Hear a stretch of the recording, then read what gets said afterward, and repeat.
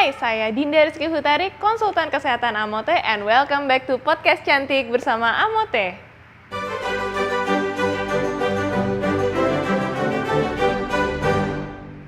Nah, hari ini beda lagi topik yang akan kita bahas. Hari ini kita akan bahas mengenai beruntusan. Sebetulnya, beruntusan adalah kondisi benjol-benjol kecil-kecil yang terdapat dalam jumlah banyak di sekitar wajah. Tentunya beruntusan ini sangat mengganggu, apalagi kalau untuk cewek-cewek yang suka pakai make up. Karena beruntusan itu banyak sebabnya, jadi cara untuk mencegahnya pun berbeda-beda. Kita simak satu-satu ya, apa saja sih penyebabnya dan bagaimana cara untuk mengatasinya. Yang pertama, beruntusan bisa disebabkan oleh jerawat, yaitu adalah penumpukan atau penyumbatan di pori-pori folikel rambut di wajah, di badan, dada, ataupun tangan. Untuk itu, kita perlu menjaga kebersihan pori-pori dengan membersihkannya minimal 2 kali dalam sehari, dan terapi ataupun obat yang digunakan tidak berbeda dengan terapi jerawat. Yang pertama bisa menggunakan benzoyl peroxide untuk mencegah bakteri penyebab jerawat. Bisa juga dengan retinoid mencegah penumpukan sel kulit mati di pori-pori yang bikin menyumbat. Dan untuk bahan-bahan alami lainnya yang bisa digunakan adalah lidah buaya, cuka apel, ataupun tea tree. Tapi ingat, yang paling penting tetap kebersihan tangan maupun wajah. Yang kedua adalah milia. Berbentuk benjolan-benjolan kecil yang berwarna kuning ataupun putih biasanya terdapat di sekitar bawah mata. Karena jumlahnya banyak dan sangat mengganggu penampilan sehingga tidak sering orang pun berkonsultasi untuk menghilangkannya. Nah, milia ini biasanya disebabkan oleh paparan sinar matahari jangka panjang akibat tidak menggunakan sunscreen loh. Bisa juga karena penggunaan krim steroid jangka panjang. Untuk menghilangkannya, yang pertama bisa menggunakan krioterapi, yaitu dengan nitrogen cair, milianya akan dibekukan kemudian dihilangkan. Yang kedua bisa dengan krim retinoid, yaitu untuk mengelupas sel-sel kulit mati. Bisa juga dengan laser. Dan yang terakhir adalah chemical peeling untuk menghilangkan sel-sel kulit mati. Selanjutnya adalah komedo putih atau whitehead komedo. Komedo putih sering disebabkan oleh pembersihan wajah yang tidak tuntas sehingga ada sisa-sisa make up yang masih tertinggal di dalam pori. Cara mengatasinya pun tidak berbeda dengan pengobatan jerawat, bisa menggunakan krim retinoid, kemudian juga menggunakan sunscreen, dan yang terakhir jangan lupa selalu membersihkan wajah. Dermatitis adalah bentuk peradangan yang terjadi pada kulit. Bentuknya bisa bermacam-macam, mulai kemerahan, gatal, perih, bahkan beruntusan. Atau yang lebih parah bisa terjadi luka.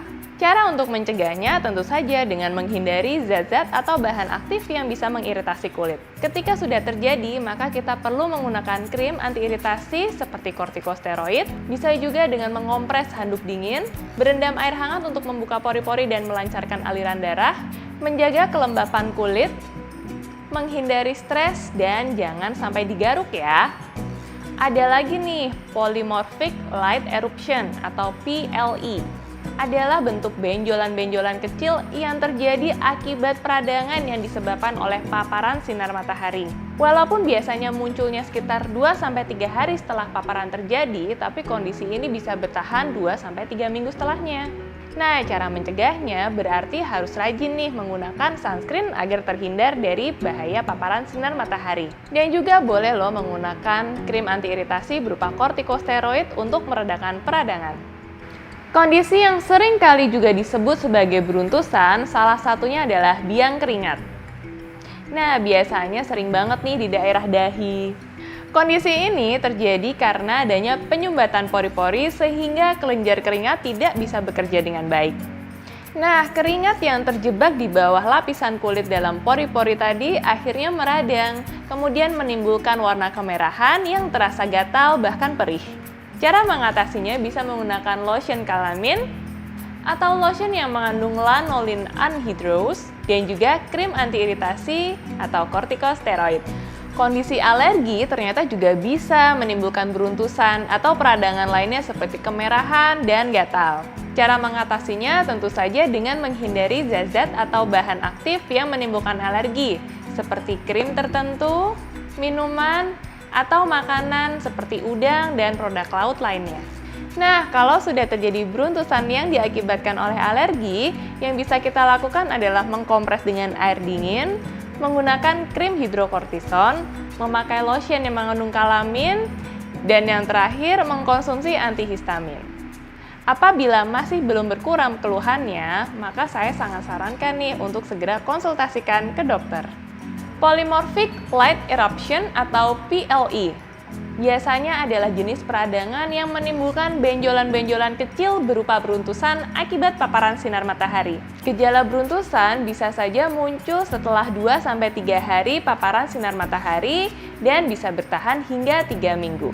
Nah, cara untuk mengatasinya bisa dengan menggunakan sunscreen agar kondisi tidak bertambah parah. Kira-kira kenapa ya kita harus selalu menggunakan sunscreen? Bahkan setiap sebelum keluar rumah dan beraktivitas. Nah, sekarang aku mau kasih tahu nih, apa sih pentingnya menggunakan sunscreen dan bagaimana cara menggunakannya. Sunscreen atau tabir surya adalah krim atau lotion yang fungsinya untuk melindungi kita dari paparan sinar matahari. Kenapa ya kira-kira kita harus terlindung dari paparan sinar matahari?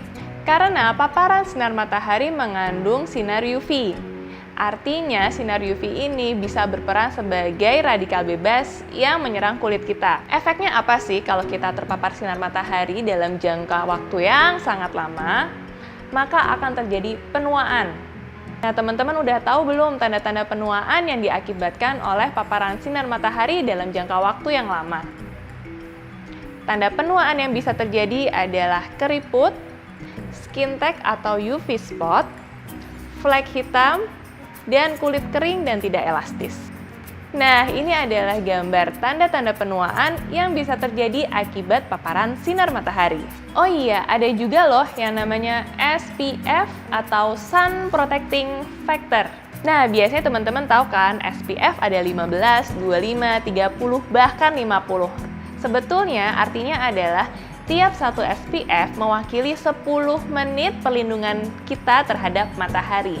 Jadi, kalau SPF 15 adalah perlindungan yang diberikan oleh krim tersebut selama 10 menit dikalikan dengan 15. Nah, jadi sebaiknya setelah menggunakan SPF 15, artinya adalah menggunakan kembali atau reapply sunscreen tersebut setelah 150 menit. Selanjutnya juga begitu, seperti 30 SPF, berarti perlindungan yang diberikan hanyalah 300 menit. Maka kita harus reapply ulang setelah 300 menit penggunaan tabir surya. Nah, sekarang aku akan nunjukin gimana sih sebaiknya penggunaan sunscreen yang dianjurkan. Aku panggil teman aku ya. Hai Mbak. Oke, sekarang kita akan nunjukin gimana sih sebetulnya penggunaan sunscreen yang dianjurkan. Kita menggunakan 2 jari. Nah, untuk dosis yang tepat sunscreen sepanjang 2 jari.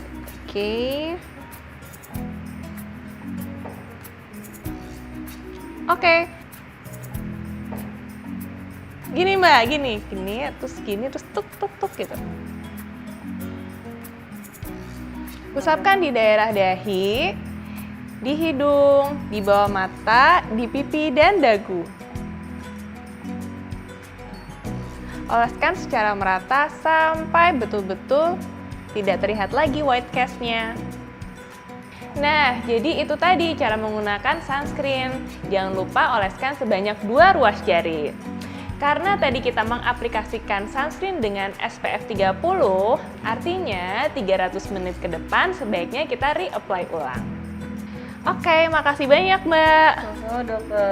Nah, itu tadi materi podcast Cantik Bersama Amote untuk hari ini. Sampai ketemu lagi di podcast Cantik Bersama Amote berikutnya. Bye!